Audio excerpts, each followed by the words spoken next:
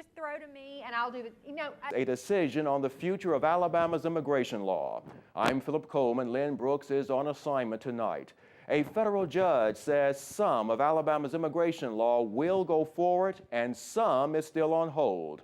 WVUA anchor Terry Brewer is in our studio now with a closer look at that decision. Thank you, Philip. Judge Sharon Blackburn says some parts of the law are in conflict with federal law, but other parts are not. From her ruling today, here's a look at what stands, the part of the law that requires immigration status checks of public school students.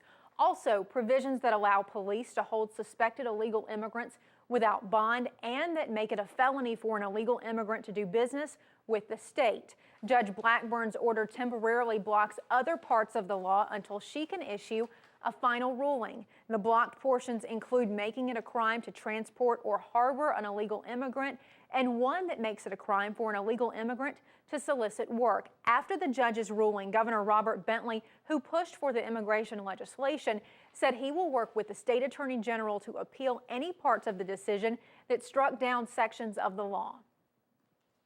This law was never designed to hurt fellow human beings.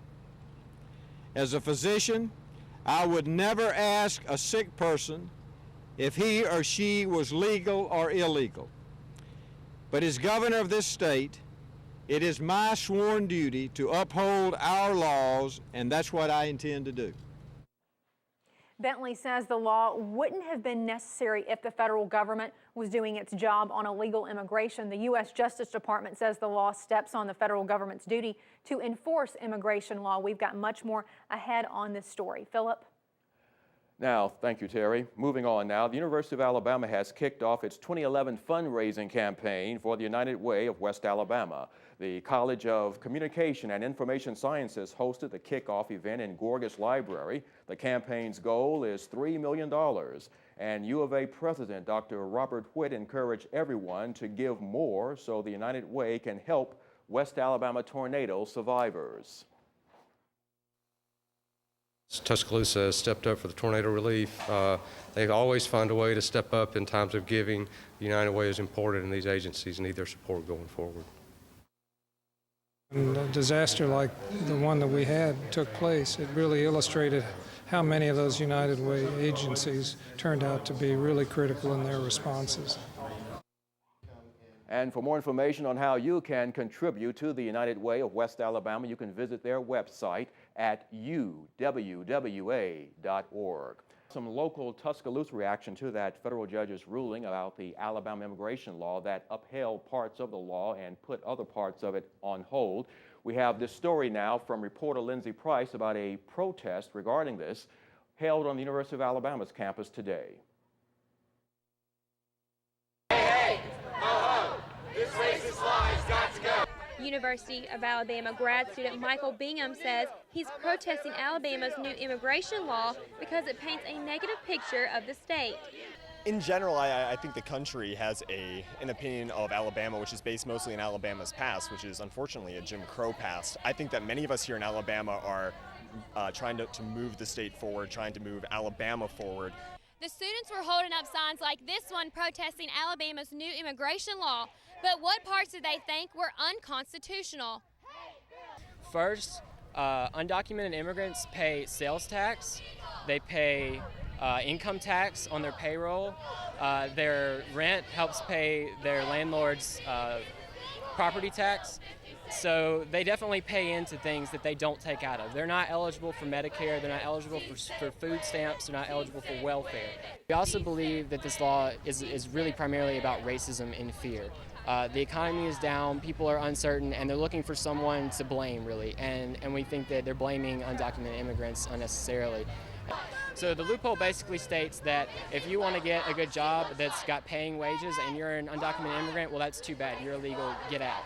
However, if you want to cut my lawn or you want to raise my children while I'm at work, then, no penalty on me. And to me, that's really racist.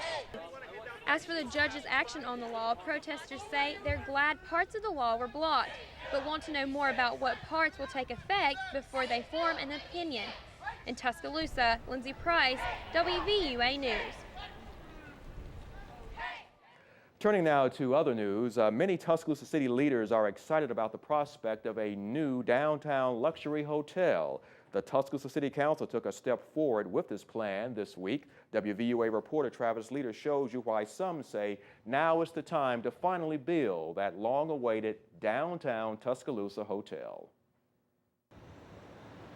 Hotel developer Kemmons Wilson Jr. says now is the time to build a hotel in downtown Tuscaloosa. Tuscaloosa is really coming of age and is ready for an upscale, downtown hotel. When the luxury hotel is complete, it's going to fill a giant void in the heart of downtown Tuscaloosa.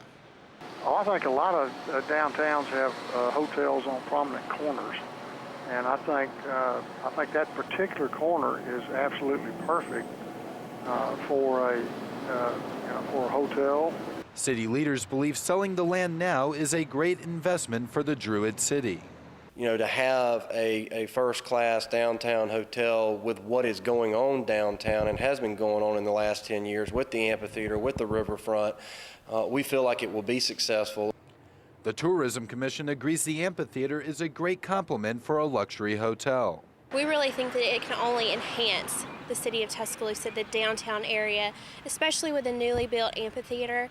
It's going to be a great addition to the downtown area. Reporting in Tuscaloosa, Travis Leader, WVUA News.